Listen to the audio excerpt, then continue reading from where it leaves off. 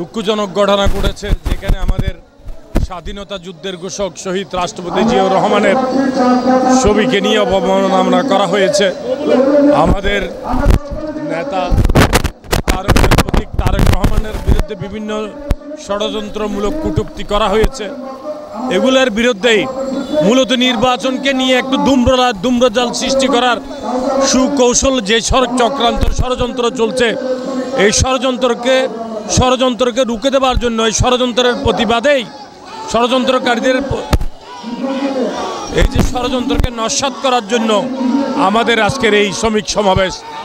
ইনশাআল্লাহ আমরা জনগণকে নিয়ে শান্তিপূর্ণ সমাবেশের মধ্য দিয়ে রাষ্ট্রের বিরুদ্ধে নির্বাচন থেকে বিলম্বিত করার যে ষড়যন্ত্র করছে, সুকৌশলে যারাই করছে, তাদের এই ষড়যন্ত্র তারেক রহমানের নেতৃত্বে আমরা প্রতিহত করে দেব ইনশাআল্লাহ আগামী নির্বাচনের মধ্য দিয়ে।